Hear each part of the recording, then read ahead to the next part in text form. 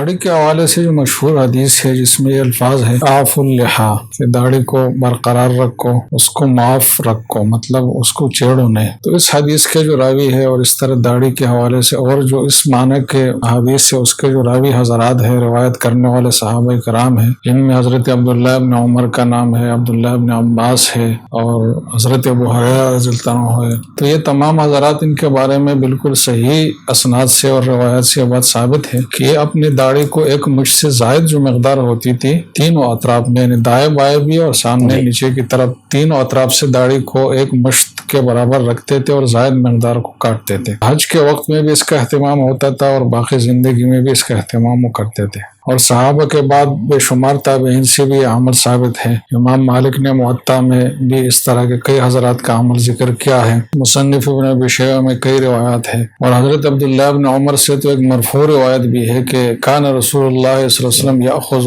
من اللحیۃ من طولها وعرضها، اس سے ملتے جلتے الفاظ کے حضور صلی اللہ علیہ وسلم اپنے داڑھی مبارک کے طول و عرض سے اضافی مقدار کو کاٹ لیا کرتے تھے۔ اور ایک اور روایت میں ہے حضرت ابوبکر کے والد ابو قحافہ جب وہ فتح مکہ میں مسلمان ہوئے تو ان کے داڑھی کے بال کافی منتشر تھے اطراف سے، تو حضور نے فرمایا کہ لولا اخذتموها یا هل اخذتموها، ایک خواہش کے اظہار کے الفاظ فرمائے کہ اگر آپ لوگ یہ منتشر داڑھی کو ٹھیک کرا لیتے تو زیادہ بہتر ہوتا۔ تو خلاصہ ان سب چیزوں کا اور صحابہ کے اس عمل کا یہ ہے کہ صحابہ نے حضور کے ان الفاظ کی تشریح ہمیں گویا کہ بتا دی کہ اعف اللحیٰ کا مطلب یہ نہیں ہے کہ داڑھی جتنی بھی چاہے لمبی ہو جائے، اگرچہ ناف تک اور ران تک اور پیروں تک بھی پہنچ جائے تو بھی آپ نے اس کو نہیں چھیڑنا، یہ مطلب حدیث کا نہیں ہے، اور یہ مطلب ایک کامن سینس والا آدمی بھی کہہ سکتے کہ یہ مطلب نہیں ہے، اس کی بہرحال ایک تحدید ہے۔ اور دوسری طرف داڑھی اتنے مقدار میں رکھنا لازم بھی ہے، جس کو بھرپور داڑھی کہا جائے، جس کو داڑھی کا بڑھانا کہا جائے،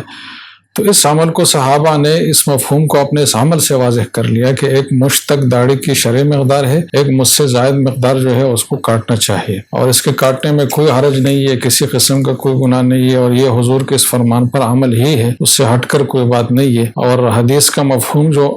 صحابی واضح کرے تو اس سے بڑھ کر کوئی وضاحت بھی نہیں ہوتی، تو اسی پر عمل کرنا چاہیے مسلمانوں کو۔ اور شریعت میں جو اعتدال کا پہلو ہے ہر چیز میں، تو اس کا بھی تقاضا یہ ہے، ورنہ داڑھی تو کسی آدمی کی جہاں تک بھی لمبی ہو سکتی ہے، تو کیا یہ کہا جائے گا کہ بالکل اس کو ہاتھ نہیں لگانا جس مقدار میں بھی بڑھے؟ یہ تو بداحت کے خلاف ہے، کوئی بھی اس کا قائل نہیں ہے۔ آج کل جو غیر مقلدین حضرات ہیں، ان کے جو بڑے حضرات تھے، نذیر حسین دہلوی صاحب اور ثناء اللہ امرتسری صاحب اور بہت سارے حضرات،